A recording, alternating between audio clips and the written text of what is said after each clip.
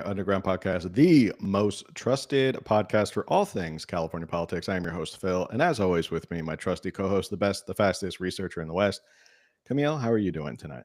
I'm good, thanks. How are you? Well, today is tax day.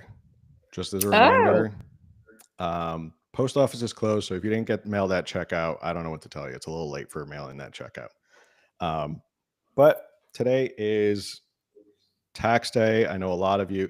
I'm not going to take credit for this, but someone had said that they should have election day a day after tax day, and you'd see how fast politics would change in America if everybody had to pay taxes and then turn around and be like, "Oh, I'm going to go vote the next day." It's going to be like there's going to be a real retribution at the ballot box.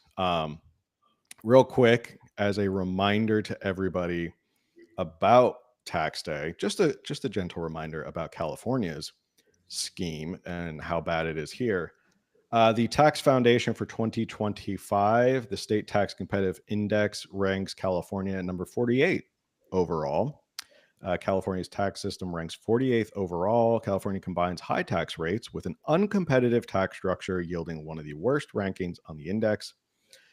The state's top marginal individual income rate of 13.3% is compounded by a 1.1% newly uncapped payroll tax, bringing the all-in top rate to 14.4%.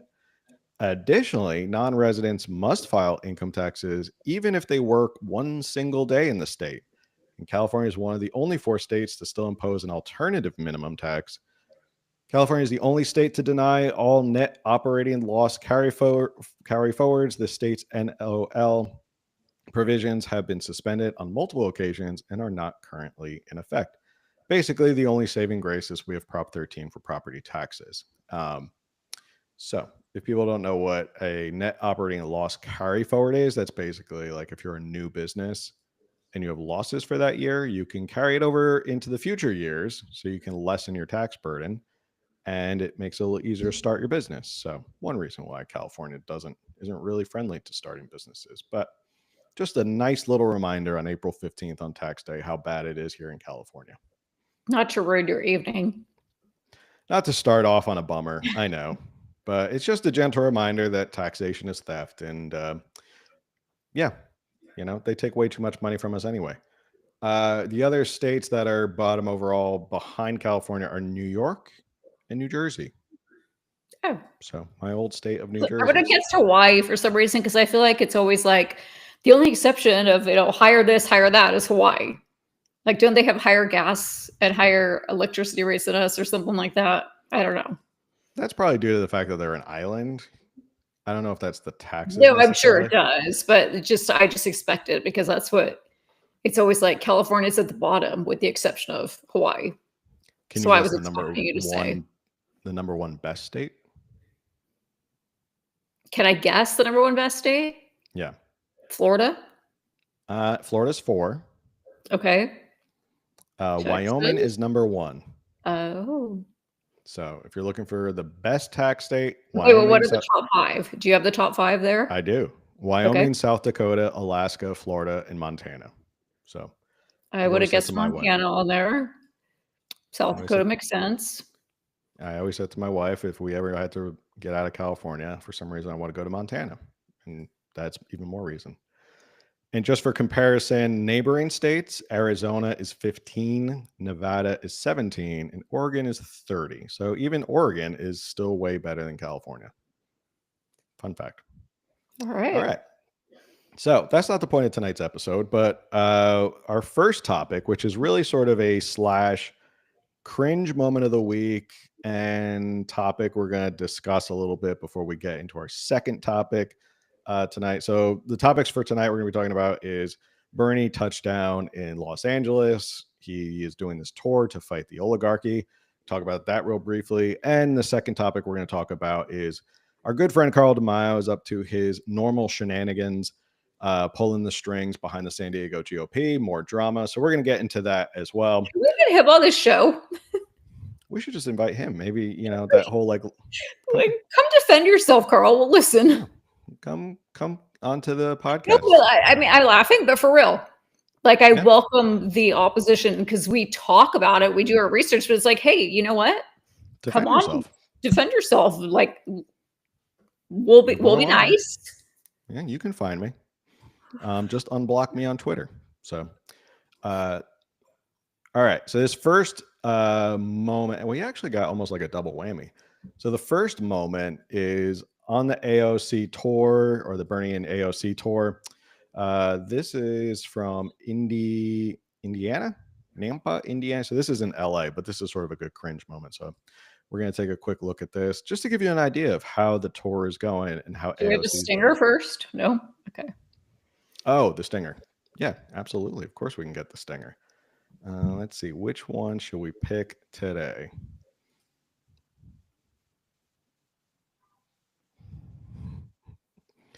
We might have to update some of the stingers and add people like AOC into it, because this is pretty cringe. So this is AOC trying out her new accent in Indiana on the Fight the Oligarchy tour. Donald Trump is a criminal who was found guilty of 34 felony counts of fraud, liable for sexual abuse. Of course he's lying and abusing and manipulating the stock market too.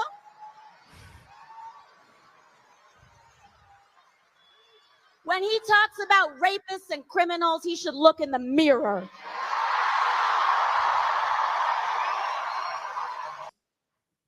Okay, so that's AOC code switching into God knows what accent that is. I don't even know what. There was like 3 different things going on there. Okay, I have to ask you. Uh-huh. I think I know the answer to this. Okay. Do you ever watch The Real Housewives of Beverly Hills, like with your wife? No. Okay. Only New Jersey. Okay. I see. I feel like we had that conversation and you said something about how much you hate Tom Girardi, the lawyer, or something like that. You were that's a whole different reason, because he's made all of us other lawyers go through hell after everything he did. Yeah. Right. So that's, yes. And because there's a woman on there, Dorit Kemsley, who has this accent that nobody knows where it came from, but it came from everywhere apparently. And I feel like that's like AOC just stood up and just did this. Like, I'm like, where? Is she just picking up accents on her tour? That was a mishmash of accents, because it was like, and then like the wrong emphasis on the wrong cadence. It was like, and you can too. You're like, where was that going? It was so bizarre.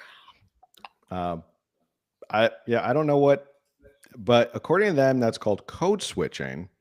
It's not pandering. It's not racist. If you talk to people in their native accent, that's called code switching. That's okay. So AOC is allowed to code switch, even though she's a girl from Westchester, New York, a very affluent area of New York. She's not from the boogie down Bronx, as much as she likes to say. But yeah, that's her accent out on tour. So, but the point of this whole tour is Bernie and AOC are out there, and it's called the Fight the Oligarchy tour, because Donald Trump and his minions are the oligarchy, as they like to say. But this is not a new phenomenon for Bernie. He's been talking about the oligarchy for a long time. So let's take a quick look at how long good old Bernie has been talking about the oligarchy. This great country of ours is moving very rapidly in the direction of oligarchy. The United States of America today is increasingly becoming an oligarchy. More and more moving toward an oligarchy. We are moving in the direction of oligarchy. We will move even more rapidly in the direction of an oligarchy. This great country is evolving into an oligarchic society. It is called oligarchy, and that is the system we are rapidly moving toward. This is a budget that moves our country rapidly into the direction of oligarchy. A handful of billionaires are moving this entire planet toward an oligarchic society. Start off with the bad news, which is pretty bad, and that is that under Donald Trump, this country is hurtling rapidly toward oligarchy. told an oligarchy. So it's been a long time. Well, all the way back in the 90s, I guess there was an oligarchy. Even when Bill Clinton was in power, there was an oligarchy. Through George Bush, there was an oligarchy. Even during Barack Obama, there was an oligarchy. So you can at least say he's consistent, right? Like at least you can say he's been Yeah. talking about this for a long time. He's been And not- talking about it longer than Gavin Newsom's been fixing homelessness. Yeah, and that's a long time. Gavin's been out there picking up garbage on the side of the road. Yeah, so he's been talking about oligarchy for a long time. Just a quick note about the definition of oligarchy, as he likes to say. There was, according to Merriam-Webster, a government in which a small group exercises control, especially for corrupt and selfish purposes.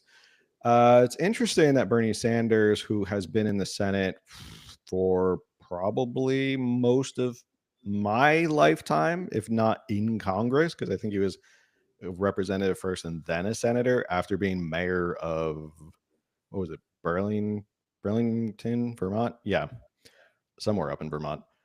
And yeah, he's been in power for a very, very long time. Now, it feels like there's only a select few of people who get to be senators for that long.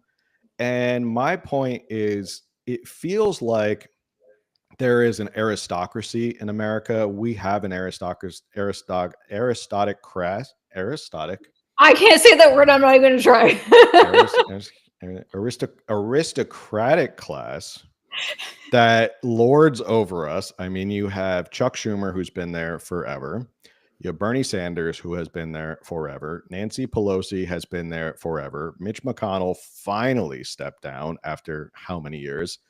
Harry Reid basically was there forever. Robert Byrd died in office. What was it? Dianne Feinstein died in office. Mm-hmm. And then they anointed whoever was going to take over her seat. So when you talk about like there's a government of the few for selfish and corrupt purposes, maybe Bernie should look inward and not outward, because it seems like him and his fellow Senate colleagues should relinquish some of that power that they keep holding on to forever and ever and ever. Not to mention, yes, the guy has 3 houses. Yes, he's part of the top 10% with his, I think, over $1 million net worth. I heard between 2 and 3 million, which isn't a lot. Yeah, I was gonna say in California, if you were like, if you're not worth 2 or 3 million, I don't know how you're here. Yeah. So he's done very well to make sure he doesn't fit in that upper echelon of wealth, like Nancy Pelosi or Chuck Schumer.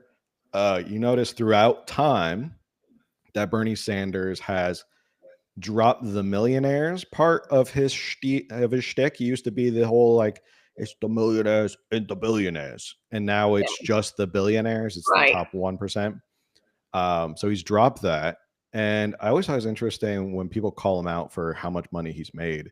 His first response is, well, if you want, you can sell a book and then you can too make money. And it's like, oh, now we're a fan of capitalism. Right, exactly. Like, I am so not against him making money. That's and especially because he did sell books. So he did something outside of government to make some money, and there's nothing wrong with that, and yay for him. But it is really bizarre how they're so anti the money until suddenly they have it, and then they're like, oh wait, this is a good thing. And I actually watched because I've heard he owns like 3 homes. And so I was trying to find out if there was truth to that, or if he owned more homes or what. And there was a brief interview from, I want to say like September of last year, something like that. And someone's asking him about it. And he's just like, yeah, I do. I have my nice home that we bought years ago. And then, I was renting in DC all the time and finally bought there. And then I have, like many people in Vermont, I have a lake home on Lake Champlain. And like, okay, that cool. I don't have extra homes, but I wouldn't mind having a lake home if we could afford it. I would have, if I could afford these extra homes, I would. And I wouldn't have a problem with that. Like, especially like I have a large extended family, and then my kids are growing up. Like, wouldn't it be nice to have a lake home where we all came to, once my kids are out of the house? Like, 100% nothing against that. But he acted so like, what's the big deal? Doesn't everyone have that? What do you mean? we don't. Can I come visit your home for free? Share the wealth? Yeah, share the It's free. wealth. Oh. We're all, you know, fans of socialism here and Yeah, sharing the like, wealth. Why can't I would like to partake in a lakeside home. why can't I? And there's another thing where you made the comment about, well, you could make a book and sell it and make lots of money. It's like, well, why didn't you give that book away for free? Right? And then If there's it, that, especially the capitalism one. why would you sell a Because book? that's such important information. Yeah, wouldn't you want everybody to have it? Like, wouldn't it be a great idea to just give it away for free and maybe ask for a donation? Be like, sure, give me a donation or like tip me or something. But why would you charge for a book that you should Or be right, giving away yeah, for? like charge the fee, because obviously to print this book costs money.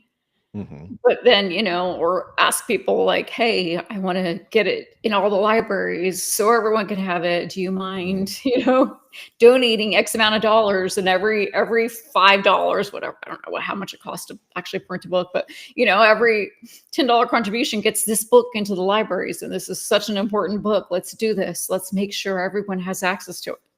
Mm-hmm. So here's a little article about their rally here in Los Angeles. So everyone was all excited because they they brought in 36,000. I say brought in, maybe they were brought in, maybe they were bussed in and put there for a reason. 36,000 in LA, that's a lot of people, but in like Los Angeles, I feel like that's not really that impressive because it's a deep blue city. Like Mhm. if he had garnered 30,000 in like, I don't know, like Houston, Texas or something, or like Tennessee or something, I'd be like, oh, okay, that's something if he's bringing that many people out. Also, side note, he was wearing an LA Dodger hat. Just one of the owners is worth $6 billion, and that's part of a billionaire group that owns the Dodgers. So, But I thought we little... were canceling the Dodgers because they just visited Trump. Oh, yeah. Yeah. Why is he wearing an LA Dodger hat? They just visited Trump, so you're not allowed to do that. Probably someone just handed him an LA hat on his way up, and he was like, oh, free stuff. Excellent. All right. Bernie Sanders drew a rapturous crowd in his return to California on Saturday, but for the progressive movement he inspired, the biggest state that Sanders won in 2020 today looks more like the wilderness than the promised land. Efforts by progressives in California to enact single-payer healthcare and other sweeping policy priorities have fizzled. Prominent Democrats from Governor Gavin Newsom to an ambitious crop of big city mayors have tacked to the center. And on Tuesday in Oakland, the progressive icon Barbara Lee is confronting an unexpectedly tight election for mayor against a more moderate Democrat. This is something, I don't know if I brought this up on the show, and this is sort of a warning to California Republicans here in the state. You have to be careful. This might be the smallest window of opportunity you have to really stake your flag in the middle, like the moderate common sense middle here in California, before Democrats do. And you don't have that big of a window because we've been talking about it. There's plenty of mayors who are moving towards the middle. Daniel Lurie is one up in San Francisco who's moved more towards the middle. The San Jose mayor, we've been talking about him. We probably want to do a whole show on him regarding how he's moved to the middle and actually called out Gavin Newsom and some of the more progressives in California. So there's been a lot of Democrats, like big key figure Democrat, even Newsom to a certain point is moving towards the middle in anticipation of 2028 by talking to Republicans and people on the right and agreeing with them on some stuff. So just a word of caution about Democrats are rushing to the center, so you got to beat them to the center. And that's a word of caution to Republicans. Any thoughts on that? No, I agree with you, but no additional thoughts on that right now. Okay. The sprawling crowd in Los Angeles on Saturday, Sanders put the number at 36,000, which he boasted was the largest he had ever drawn, delivered a potent display of the Vermont senator's enduring popularity. But as he arrived here this weekend to the site of arguably his biggest political triumph 5 years ago, it also laid bare to the movement's limitations. In the nation's blue bastion of California, the influence of progressivism during the Trump era has waned. Progressive priorities are being challenged not just by conservatives, by centrists who cast the left as contributing to problems around homelessness and crime. And Democrats in California now find themselves merely trying to hold on to gains they have made amid major threats to federal funding from President Donald Trump, an escalation of deportations, and aggressive rhetoric on crime. Scanning the throngs of supporters who packed the Los Angeles Grand Park and spilled onto the steps of City Hall, fighting oligarchy tour with Representative Alexandria Ocasio-Cortez from Why New don't you York. just say it in your new accent? Alexandria Ocasio-Cortez, Neil Sanapa, a senior organizer with the Working Families Party, urged Sanders to help to translate the outpouring of support into more durable progressive movement in the state. Comes to the Democratic Party convention, be our guest at the Progressive Caucus. So, okay, let's keep going. There's somebody else that I wanted to bring up. One of our good friends. Where is she? Yes. I usually highlight this. I'm sorry, guys, for those who are tuning in. Lorena Gonzalez, our good friend, also blocked me on Twitter. So 2 mentions of people who blocked me on Twitter in 1 episode. It's starting to become a trend. Lorena Gonzalez, who leads the California Labor Federation, said progressives absolutely squandered the momentum from the early years of Sanders' rise. Quote, "We had a supermajority. There was so much we could have done, and so often it felt like I was fighting over my own colleagues over trying to move forward an economically progressive agenda," said Gonzalez, who was in the assembly at the height of Sanders-inspired activism. I think that's basically it. They go on to talk about public safety and crime, stuff like that. And Katie Porter, the former Orange County. Jeez. She is not just a great who's who of people in California that you just recoil at the thought of them being in power. Katie Porter, the former Orange County representative, is perhaps the most Sanders adjacent when they're talking about who's running for governor next year, with her close alliance with Massachusetts Senator Elizabeth Warren and her consistent message rejecting corporate influence in politics. But in her campaign launch video, Porter also pitched herself as a pragmatic consensus builder who supports, quote, "working with businesses and protecting workers," starkly different from Sanders' more adversarial tone. So even as Bernie Sanders comes to California, progressivism is currently on the wane. It's kind of receding away. It's like a wave. The tide is going out now for uber progressivism. And, $1 billion budgets will do that for you. If your city's $1 billion in the red, you really can't be as progressive as you think. Any thoughts about that article and Bernie being in Los Angeles? Yeah, I have a question. Okay. What do you think is really going on here? Okay, because we've already established that Bernie has been fighting for 30-something years at least against the oligarchy. I can't say that deep East Coast accent that you do so well. What is the end goal here?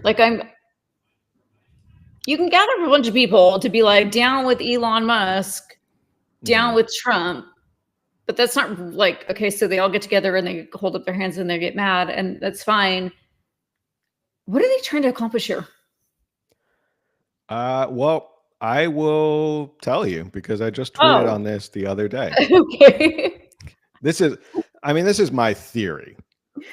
Right. I didn't think you called them personally and found the exact answer, but yeah, I wasn't able to get a hold of old Bernie, and say, "Hey, Bernie, what are you doing here? Come on, tell me the truth. What are you doing here?"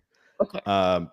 My theory is Kamala and Joe specifically lost a huge part of the progressive wing of the Democrats in 2024. I think they didn't do enough to reach out to them. The whole Israel issue didn't help them as well. I honestly think Bernie and AOC are doing this to shore up that wing of the Democratic Party ahead of 2026 and 2028. Now, there's going to be speculation. There's no way they run Bernie Sanders and AOC. He's far too old. Yeah, he's already 85 years old or something. And God bless him for doing this tour and I want to say, because I don't like when people discount older people, well, they're old and therefore what they say has no meaning, no value. It's not like that. It's just he would be it'd be He'd be well into his 3 90s. years away. Yeah, like that's just we're not doing that. No. People So make fun of how old Trump is, and it's like, well, Bernie's almost, I think he's 85. How old is he? he is 85. Yes. So by I the checked. time he would be 90, he might be the first president who actually reached 90. That's too old. But yeah, my theory is that they are doing this just to shore up the progressives, get them engaged, get them back into the fold. Like that one guy said, hey, come to the Democratic convention. We'll get you involved. Like, this is all just like, hey, we got to get these people out again if we're going to have a chance in the midterms, because the midterms are right around the corner. As it's 2025. They're already next year. People are already lining up. People have already announced. There's people we know who have announced for congressional runs. So it's right there. And I think they're doing it because they're good little soldiers for the party. It doesn't really matter to them. They're using the fight the oligarchy thing, which resonates because it's Trump and Elon and all that. But in the end, he's not going to run for president, and she's not going to run for president. And if they ran the two of them together, I don't know. People keep saying like AOC should run for president, or she's going to run for president. I feel like I've heard this before. Is she finally old enough to run for president? What do you have to be, 35 to run for president? To be 35. Isn't she closer to your age? Maybe. I'm gonna check that. I think she's younger than me, but I think she finally reached the age to run. I just don't see her running. I think she's going to run. I feel like she's like the left's darling, since Kamala's not. I think if she's going to run for Chuck Schumer's seat. She's 35. Oh, she's right on the button. So she can run in 2028. But I think she's going to run for Chuck Schumer's Senate seat, and she's going to join that, nice aristocracy up there in the Senate, and she'll be there forever. She may run a couple times while she's in Senate just to keep filling her coffers, but AOC will be lecturing us from DC and from these tours with her $30,000 purses and handbags and bad accents, and tell us how we have to fight the oligarchy and we have to pay more in taxes, or the wealthy have to pay more in taxes. So yeah, I don't think I think that's all this is. And I think people are playing into this like it's a presidential exploratory tour. That's why they're doing it. I'd be interested to see who's really funding this. Like, these are big crowds and like big events. Like, so who's funding this? It's not Bernie Sanders himself. I mean, he didn't give his book away for free. I doubt he's doing these tours and footing the bill for all this stuff for free. Someone's probably paying for it. Yeah, he's got campaigns, I'm sure. Both of them campaign funds can fund these things. Sure. Yeah, he can't use campaign funds. I mean, when is he up for re-election again? 6 years, Lord knows. But yeah, that's all I think. I think it's interesting that he came to California, and progressivism that was really popular with Bernie Sanders is kind of receding. It's kind of going away. We'll see if it continues that route in 2026. Maybe they flip more seats. Maybe we get more seats in the legislature. Hopefully we get more seats in the legislature and stuff like that. We continue to break away at the supermajority. But other than that, I think this is just a scheme by the Democrats to get that wing of the party back into the fold. Okay. Or maybe he wants to sell another book. I don't know. Maybe does he have another book coming out about how to fight the oligarchy? I can't believe he hasn't written that one yet. And you should have a book called How to Fight the Oligarchy. I think, you know what, let's just do it. You and I, we're going to write this book, and we're just going to put everything that we can of his into Grok and have them write it for us. And then we'll make the money off of it. Grok, write us a book called Fight the Oligarchy, inspired by Bernie Sanders. Yeah. And we'll have a book, and Grok will have a book. Nobody steal this idea. You heard it here first. Don't take that from us. Yep, we need to make money because we need second homes too. Yeah, we need second and third homes too. So, there's only one way to fight the oligarchy. It's from one of your three houses. The other thing that's always funny about Bernie Sanders is his list of what is a human right gets longer and longer. Like at the LA rally, he made a thing about like, education is a human right. Education is a human right. Jobs are a human right. Healthcare is a human right. Cookies and milk at the end of the night are human right. Like, these are all human rights. And like, anything that requires the labor of somebody else cannot be a human right, True. because otherwise it's slavery. And And I think it's a human right to not have the government in my life. So I would, yeah, I would like I the human- understand. I mean, I get why his message is so popular. I don't think his message is popular because it has any merit or any grounding in reality. It's because it's free stuff and people love free stuff. So if somebody comes along and is like, I'm going to give you school for free, I'm going to give you this for free, I'm going to give you healthcare for free, like, of course people are going to be like, sure, where do I sign up? I love that. Give me all the free stuff. I don't have to pay for any of this stuff. But that does come at a cost. Someone has to pay for it, and someone does have. I mean, look at what happened here in California. Perfect example. Newsom wanted to give away Medi-Cal for everybody, even undocumented citizens, and it's now broke. So, virtue signal meet reality, and that's what happens. You can promise all the free stuff in the world, but at the end of the day, someone's got to foot the bill, and reality kicks in. And I have yet to hear how Bernie thinks he's going to pay for any of this stuff outside of, taxing the billionaires. Tax the billionaires. It's the top 1%. I like free stuff, specifically money. Just throwing that out there. I as well like free stuff. That's why, I always enjoy the free samples at Costco. Everybody loves free samples at Costco, whether you really want to eat it or not. You're like, sure, I'll never buy this, but it's free. I'll try it. Speaking of which, completely off topic, went to Costco this weekend, had a huge carnivore haul to start my new diet. A lot of meat and eggs. So you're starting that Monday? I know that's again the point of tonight's podcast. But yeah, that's not the point of tonight's episode, but it might be a good palate cleanser before our next topic. Well, I decided, what better time than the present? I'm just going to start doing it. Why put a date on it? Just start eating as is and just go for it. So, today is. No, I just thought I thought you had specific rules during Lent.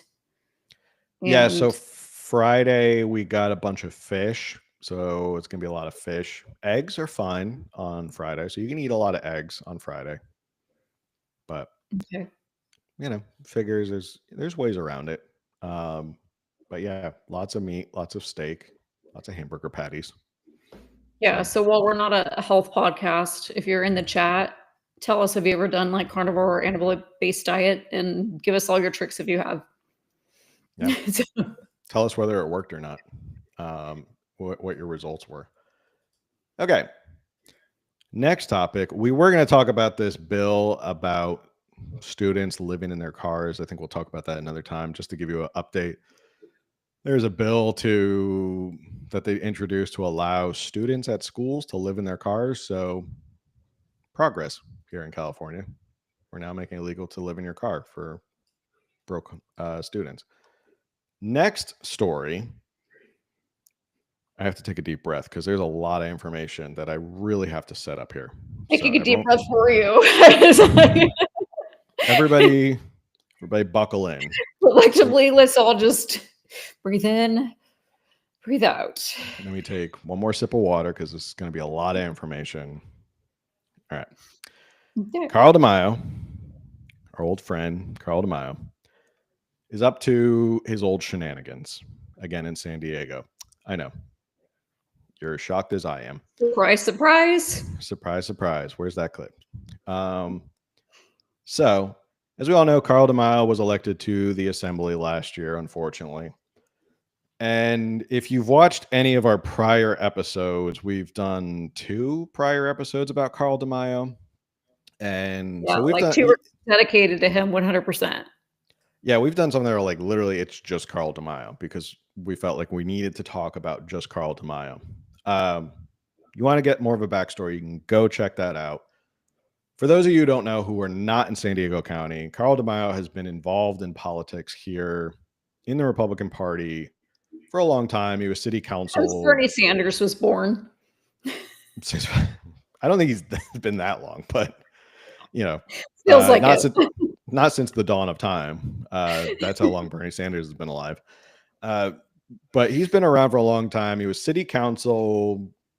That was his one electoral win more than 10, 15 years ago.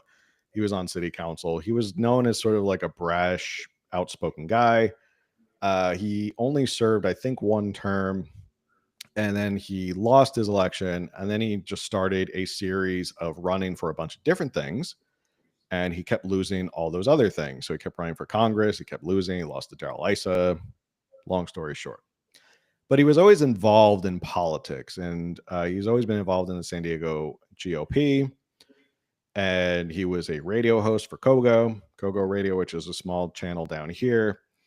So he's always been involved. There's his Reform California, which is a big PAC, and we're going to get into that, what Reform California did. In fact, if you want to learn more about that, there's an episode you can go way back and listen to us talk all about Reform California, where we found that he was that the one where we discovered his email was saying that it's from Reform California, but then you clicked on donate and it went to his assembly seat?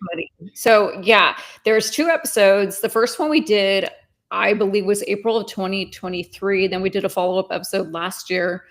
And last year was when all of a sudden there was a little bait and switch with his email, which was supposed to be the PAC email. And suddenly the PAC email, the little tiny print at the bottom, and I forget the date we did this, but then it said like donations go to Carl DeMaio for Central Committee. But then Central Committee quickly turned into an assembly run because the GOP was like, we have no one to, this was his excuse. Like the GOP was like, who are we going to run for assembly? And yet they had already endorsed Andrew Hayes for that seat. Anyway, that's just a quick backstory. There's so much more to that, but it's a very red seat. So basically it was whatever Republican was going to win that primary. We'll get to that. That's important in this story. So now, just for everyone's sake, I got into some arts and crafts, and let me see if I can pull this up. So that, how do I do this? You've been doing it for a while. You should know. I should have practiced this before. Okay, here we go. So I made a visual aid for everybody because this gets, oh boy, a little confusing. Okay, so I'm not prepared for this, and I might make fun of you. All right, so here's our chart. Okay. All right, here's Carl DeMaio up here. He's the big boss, right? He runs. We all know he runs everything here in San Diego. We're just going to fast forward. He's taken over the San Diego GOP. He has basically turned it into his own organization. It's not really an organization to help Republicans win in California, or at least in San Diego. I'm going to get to that in a little bit about why we haven't seen any results of Carl doing good work in San Diego. So Carl is at the top, and I put down here, he has lackey number 1, Paula Witzel, and then lackey number 2, Christy Bruce Lane, who I had a nice encounter with. Camille ran the other way, so thank you for that, Camille. That was very nice. I didn't run. She sprinted the other way. I turned around and it was like, didn't go anywhere. I just wasn't. You know those like Bugs Bunny cartoons where they run so fast it's just the like puff of smoke in there? That was Camille. Okay, we all have to talk about this because that really was such a surreal moment. We were at the GOP convention in Sacramento in spring 2023. Mm-hmm. We were there as our PAC. Like we had a table. Cal Republican. We had paid to have our flyer in every bag, which was like 1,200 bags or something like that. And Christy Bruce Lane came up to the table and approached you specifically and was like, I love everything on this PAC. I agree with this. We should get coffee. You're in San Diego. Let's talk. She walks away. And I look at him, I look at Phil, and I'm like, okay, clearly she did not recognize you because I know she doesn't like you. And then Before I could finish my sentence, Christy Bruce Lane comes marching back with the angry woman walk and the finger pointing. Right in your You, face. Yes. in Phil's face, you're California Underground. And you're like, yes, I am. Why don't you like me? You don't like me. How come? And he's like, well, and he gives his reasons. And she's like, oh, we were actually at this point literally about to pack up. Like the day was ending and we had started cleaning up. And so I did start to like kind of like step aside because I'm like, it's not my fight. I had nothing to do with all this that went down. I wasn't even on the podcast at the time. And I had like, again, I'm not involved in San Diego politics. Like this just didn't involve me. And I'm like, you know what, Phil, you were my lawyer. Like, I don't need to defend you, and you're a man. You can handle this. So I'm like, I'm just going to keep cleaning up. Just going to pretend I don't see what's happening. And then she turns around and marches away and goes straight to Carl DeMaio. And they both turn and they're like obviously talking about us, looking over and talking. Oh yeah, it was like she went over to Carl DeMaio and like, I'm gonna do an impersonation. Like, so she's talking and she's like, and then yeah, they were both giving me the stink eye. So Carl has yet to ever say one word to me, except for block me on Twitter. But anyway, then we got blocked. Right, that's when we decided to do that first episode because we had talked about doing an episode and we were like, is it worth it? Do we care? Do we want to? Do we not want to rock the boat? And then we're like, oh, it's on. So. Well, they started it. Yeah, we'll just say they started it because we were like, nah, it's not worth it. And then we're like, nah, screw you. You got in our face and tried to intimidate us. Now you've pissed me off. Okay, so Christy Bruce Lane here, lackey number 2. We got lackey number 2. Joseph Linares, smaller lackey. We'll get to him in a little bit. So Paula Witzel has been the chair of the San Diego County GOP for God knows how long. It seems like ever since I've gotten involved, she's been the chair of the San Diego GOP. This past summer, she tried to pull a fast one at the behest of Carl DeMaio. So you had mentioned Andrew Hayes was the endorsed candidate. So the bylaws state that once you endorse a candidate, you're supposed to stick with that candidate all the way through. Like, okay, we've said we're endorsing Andrew Hayes. We're moving forward. Now, okay, real quick. Did the SDGOP endorse him? I know that the state party did. Yes, the county did. So he was endorsed by the county and the state. Yes, he was he was endorsed by the county. So he was already endorsed by the county. Carl jumps into the race after Andrew for some odd reason. Well, I mean, the reason is he figured I can push Andrew out and be in assembly next year. So now they come up to a central committee meeting around several months ago back in the summer.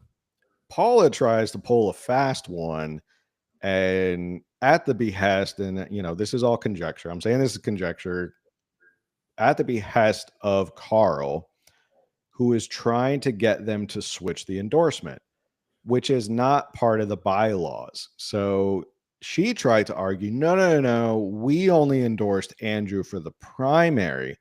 This is a new vote for Carl in the general, which is not what the bylaws say at all. She tried to pull a fast one. She got embarrassed because the county went with Andrew Hayes anyway, stuck with the endorsement.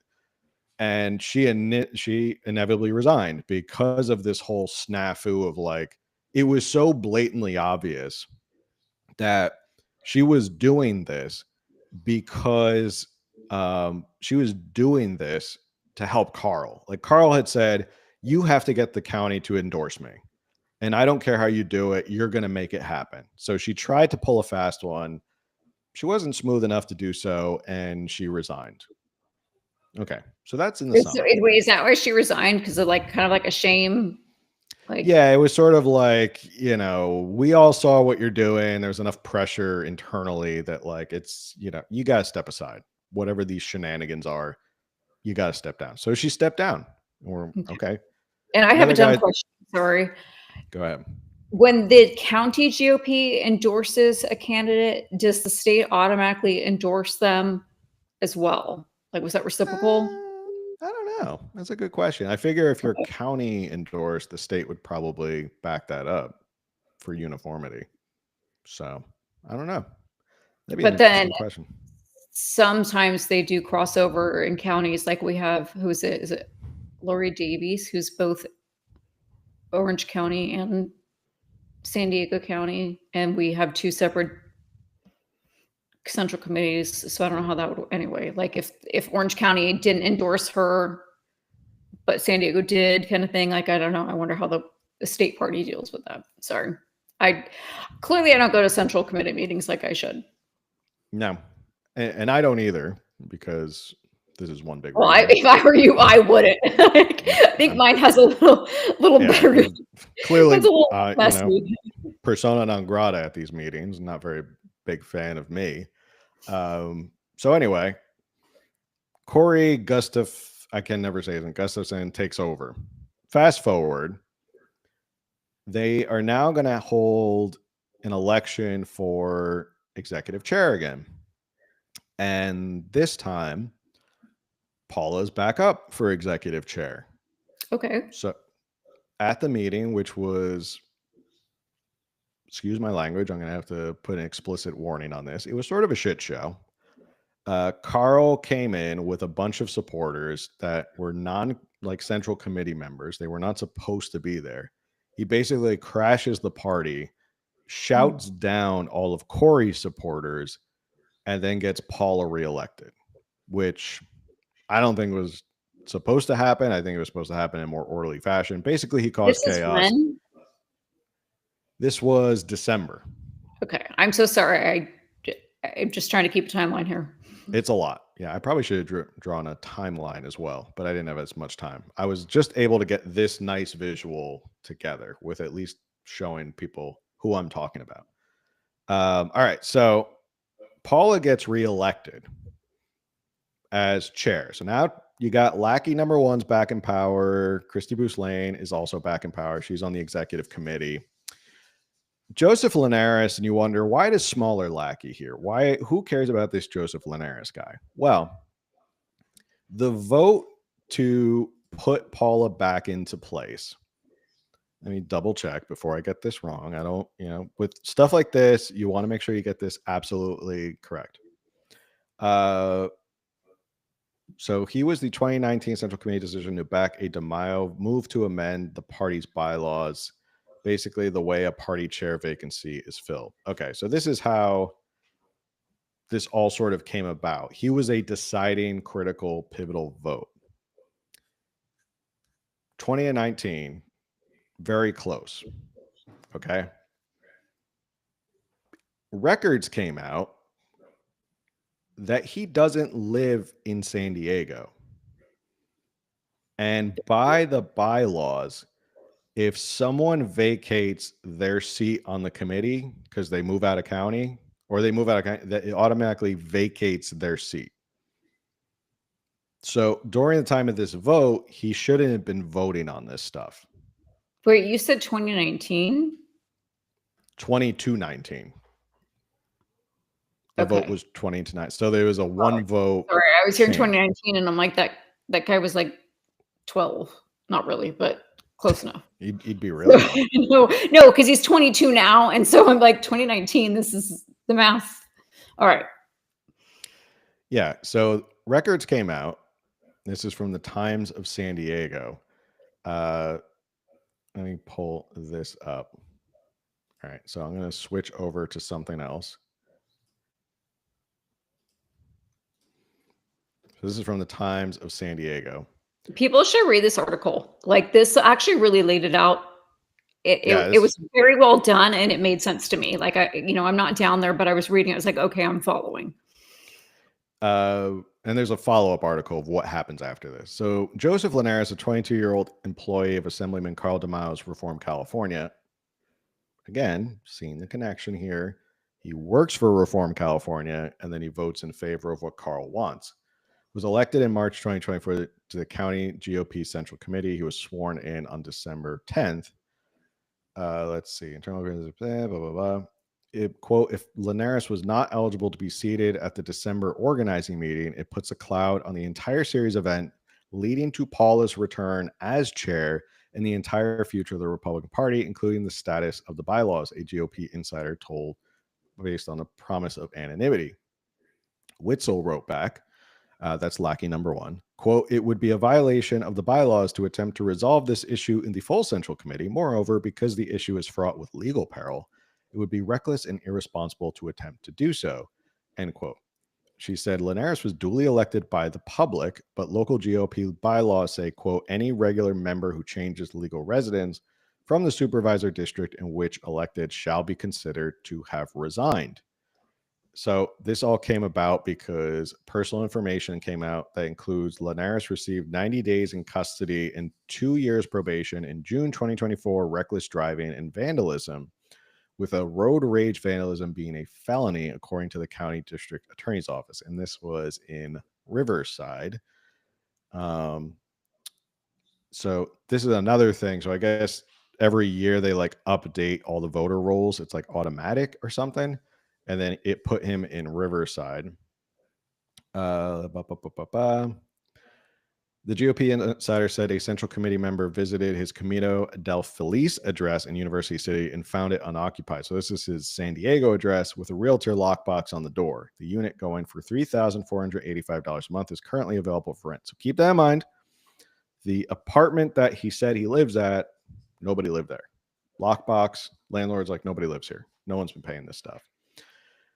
So, questions? Do I need to take a minute to kind of process what in here or what's going on? I just need to know how this 22-year-old kid who keeps getting himself in legal trouble can afford $3,400 something apartment. I know that's really not the point here, but that did stand out to me. I suppose if you have a few friends renting it with you, but I was just like, wait, what? Mm-hmm. But then again, he's not living there. Well, yeah, he's claiming an apartment. Oh, that sounds familiar. Didn't Carl DeMaio claim he lived somewhere that he was renting or said he was renting? Right. But he didn't actually live there for his assembly seat. Seems to be quite the little trend going on here with Carl. He probably told us what else? And I think we're probably going to get to this, so I might be jumping ahead, but it seems like anybody who works for Reform California somehow is on the Central Committee, also works for his Transparency Foundation, as well as Capital Media, which is a private company, so we don't really know what's going on there, but we've dug into that a little bit before on the previous DeMaio episodes. And I just think that that's all suspicious. I'm like convinced that those three things are a money laundering business. Oh, that's my opinion. That's my opinion as well. That's an opinion. I don't have proof of that. That's my opinion. Just put that out. That is my opinion. From what I know, that is my opinion. That's my opinion. Yeah, if you can go back and look at that, like there was a whole incestuous relationship between Capital Media, Reform California, San Diego GOP. They're all staffed and filled with basically Carl DeMaio acolytes. And yeah, there's a PAC, there's a private company, and there's a nonprofit, and then the political GOP. Like it's like they covered all the bases, and it's really weird. If you look at, I think it's Transparency, their project or something, like it's the same CEO. It's all it's all very strange. It's all did this come up? I wanted to play this real quick. So this was the reporter called Capital Media, this private company, and got this voicemail. The person at extension 1001 is unavailable. Sorry, but the user's mailbox can't accept more messages. The person at for a big media company that supposedly has Sempra as a featured client, I think someone would want to pick up the phone and get a message. Weird. Anyway, so the story doesn't end there, right?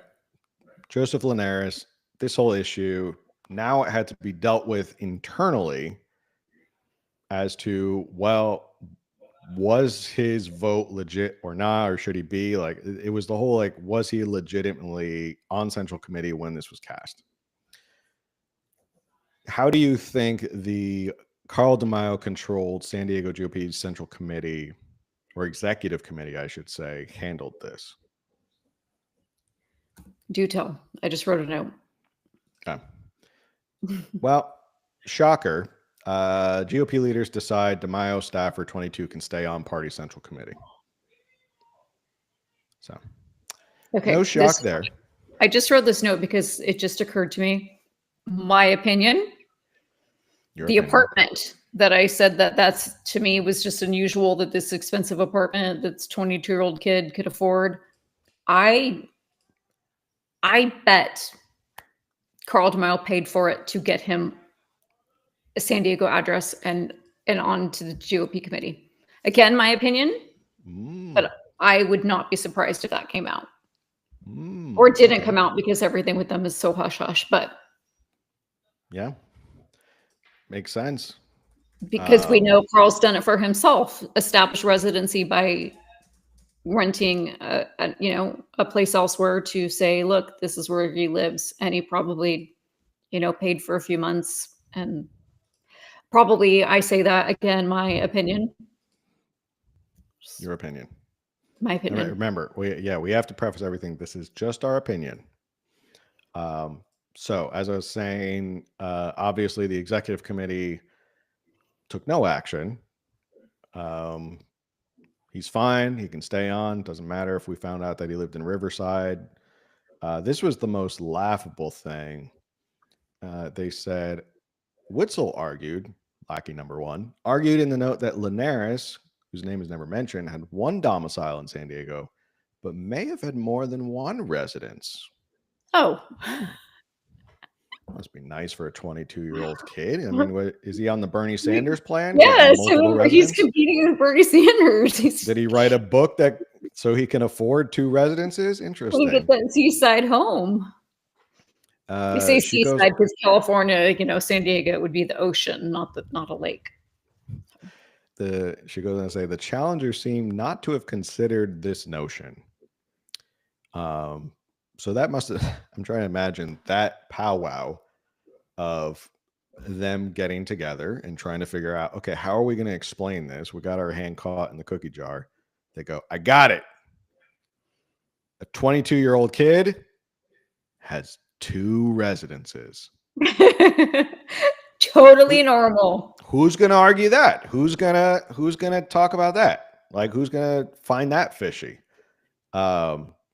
One source said, quote, it seems the current party leadership would rather hide behind closed doors and cower to threats from Carl DeMaio rather than stand on principle and follow concrete evidence where it leads. So this was in a closed session of the executive committee, meaning that it was behind closed doors. No one can talk about it or no one say anything. And yeah. So going back, Witzel, lackey number one, had more to say. She said, calling this matter, quote, an exasperating experience. I am particularly pleased that this matter has concluded. It is an understatement to say that it has been distracting to the committee and has diverted members' attention and energy away from the demanding task of rebuilding the party's presence in San Diego County. No. Okay. Sure. Yeah, because you're doing a fantastic job of that, Paula Witzel. You are you've been lording over one of the greatest resurgences and renaissance of Republican Party politics here in San Diego County. I mean, just outstanding. Do you want to go down some of the numbers? I wrote this out. I got to talk about this because a lot of people will, whenever I bring this up about Carl DeMaio, they will always say to me, Phil, why are you attacking people like Carl DeMaio? He's working and fighting. He's for on our us. side. He's a freedom fighter. Why are you attacking a guy like that? Well, there's plenty of reasons why I'm attacking him. Did you reach out to Carl? He lives in your same county. Did you reach out to him? He lives in your county. You should reach out to him and get a comment. Well, we already invited him on the show. He's welcome to come on anytime he wants, and probably yell at us for about an hour. That's fine. That's fine. Come on, and you can yell at us, and we'll just sit here and take it and listen to you yell and scream and whatever. But everyone who says Carl DeMaio is doing a fantastic job, he's fighting for us. Phil, why the friendly fire? against someone like Carl DeMaio. And people will say he's done so much good for the county and he's done so much good for the Republican Party. And I say, nay, he has not done anything good for the San Diego County Republicans. Reform California really came onto the scene around 2017. So I think it was like 2017, 2016 when they switched from Reform San Diego to Reform California. So that was more of a statewide PAC now. Just to give you context, in 2017, get in the Wayback Machine, 2017 in San Diego County. In 2017, San Diego had a Republican mayor, Kevin Faulconer. There were 4 Republicans on San Diego City Council: Lori Zapp, Chris Cate, Mark Kersey, and Scott Sherman. The Board of Supervisors was a majority Republican. According to the records, San Diego GOP had $264,786 in cash on hand in 2017. This according to Cal Access. Meanwhile, Reform in that time span, 2016, finished with $26,000 in the bank and had a banner year in 2017. So think of it about it this way. You have the rise of Reform California is starting in 2017. And then see if there is a parallel of success of the San Diego GOP with Reform California's ascendancy.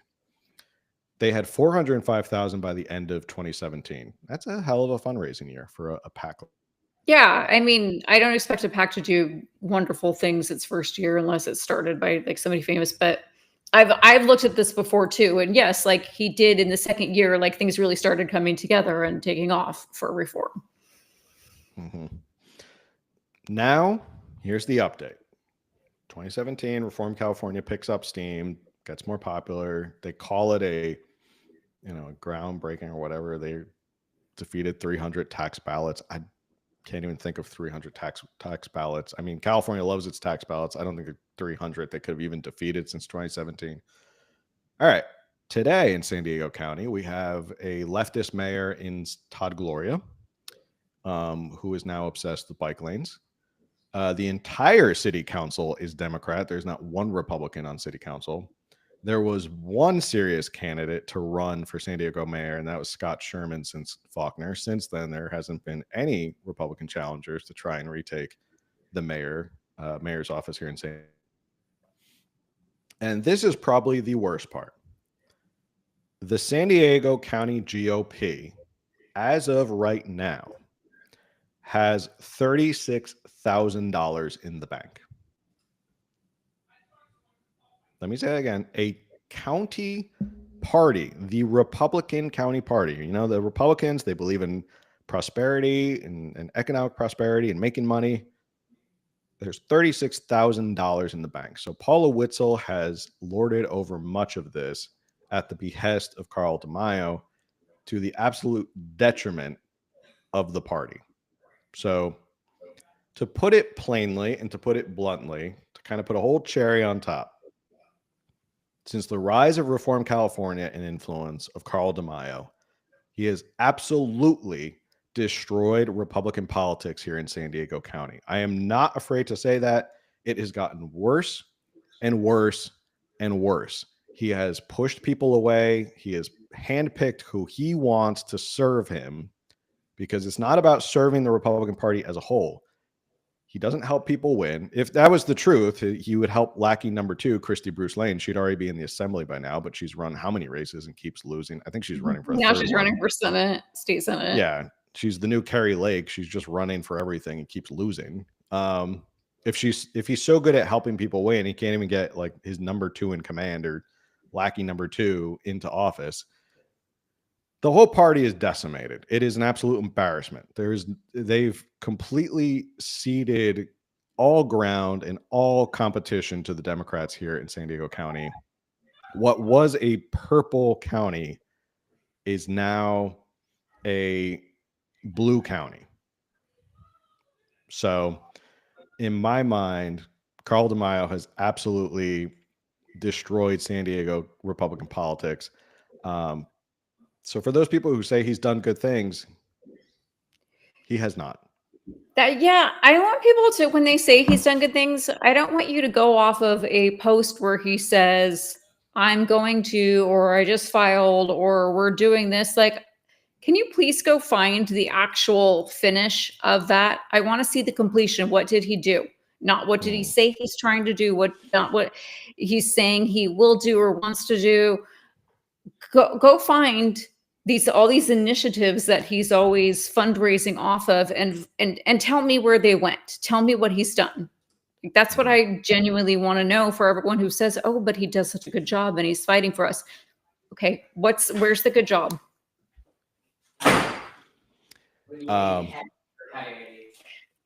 So this is an email that I got this morning from Reform California. And this is where people probably are getting this idea of like, he's fighting for us. He really cares about us.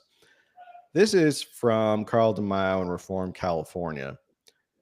It says, it's finally happening. Governor Gavin Newsom and California Democrat politicians are facing a number of federal, civil, and criminal investigations for their failures and corruption. Here's what's happening, how you can help us tee up more issues for the right authorities to investigate. First thing, contribute securely, support the fight to Doge California. I will bet my bottom dollar any money you donate to this will not go to Doge California. Well, is there a fine print? Is there a fine print of like, where is it going like to? Let's where see. it's going? Like, is it for Assembly 2026? Let's see. Help reform Doge state government. Let's see. Does it say? Is there anything to click Add? on? Oh, here we go. Here, I'm going to pull this up because I apologize about the noise a moment ago. I thought I heard a coyote and I texted my kids to go check, and so they slammed doors. Oh, you got to make sure the chickens are safe, especially with the egg shortage. Chickens are like secure, but all right. To answer your question, here's the donation page. Help reform California Doge state government. California State Representative Carl DeMaio and Reform California are teaming up to bring Doge to state government, and they need your help to investigate and expose wasteful spending and corruption. Through a team of outside auditors and investigators, DeMaio, who? Where are these outside auditors and investigators? I haven't seen any. So chip in any contribution to bring Doge investigations to California. If you go ad paid for Carl DeMaio by State Assembly. Okay, so but where is it going if you donate? I know the ad was paid for by him, but what is it going to? Your contribution will benefit Carl DeMaio for State Assembly 2026. I told you. So maybe you already knew. Told you. Okay. I know I was like rolling my eyes when you were reading this, like help Doge California and all that. And we're not opposed to that. But it's also, this is another thing that people don't realize about Carl DeMaio is that he's always jumping on somebody else's train. Mm-hmm. Doge California, let's like do this audit or whatever. Like, that's not like Carl DeMaio did not come up with let's Doge California and of course now it's just like basically reelect Carl DeMaio. Yeah. So that money is not going to help Doge California. It's helping to reelect Carl DeMaio. Exactly. This is 2026 campaign. Yeah. I made the comment before we hopped on that Carl DeMaio, for as much people say he's like a conservative warrior and stuff like that, it is my opinion. Again, I'm validating it's my opinion. You seem sure at this point. This is my opinion. My opinion. I'm allowed to say my opinion. Let me get that. I'm allowed to give my opinion on a public figure. It is my opinion that if Carl DeMaio had a way to increase his wealth and power by 10 times and he had to switch to become a Democrat, he would do it in a heartbeat. He does not care about these making a change. He just doesn't. And it's so evident because of the devastation we've seen with the San Diego GOP and how he's absolutely gutted that organization to be his own little puppet ring. He would sell out the Republicans in a heartbeat if he could make more money and power as a Democrat. Bottom line. So, and I believe his husband is a Democrat, isn't he? I think he switched. Oh, he finally switched. There, Okay, there he used to was be a Democrat. weird stuff going on there, but since his husband's not a public figure, I'll refrain from talking about that. Yeah, we won't. Yeah. I thought it just came out that he was, but yeah, that's my final thought. I think, he's up to his old shenanigans. I don't know how far people have to keep getting pushed until people say like this is enough. It's pretty remarkable that he has such an iron grip on the San Diego GOP. This could be a competitive county. This could be a very competitive county, but it has been absolutely decimated by Carl DeMaio and his lackeys and his puppets. So that's the drama of Carl DeMaio. Felt like we had to update everybody. That's my final thoughts. I don't know. Do you have any other final thoughts? We've kind of ran over a little bit, but there was a lot to cover. I don't. I'm not there, and I know you guys, you and a lot of our mutual friends are actually going to the meetings, and people involved. So for me, it's more like I have to kind of dissect the news that I read, but I don't have additional comments because I don't know the situation firsthand. Aren't you lucky you're in Orange County where you don't have this kind of drama? We have our own share. I'm sure Orange County has their own. But we've got our committee chair is Will O'Neill, the former Newport Beach mayor. And I do feel like that was very much a step in the right direction. So yeah, that's good news for us. That is a really good step in the right direction. All right. With that, that's our show for tonight. Make sure you like, share, subscribe, review. All that stuff helps with the algorithm. Best way you can support the show that is 100% free is share it with somebody that maybe somebody in San Diego who thinks that Carl DeMaio. Yes, especially share this with someone in San Diego. Yeah, especially share it with someone in San Diego who thinks Carl DeMaio walks on water. And with that, we'll see you on the next one. Later.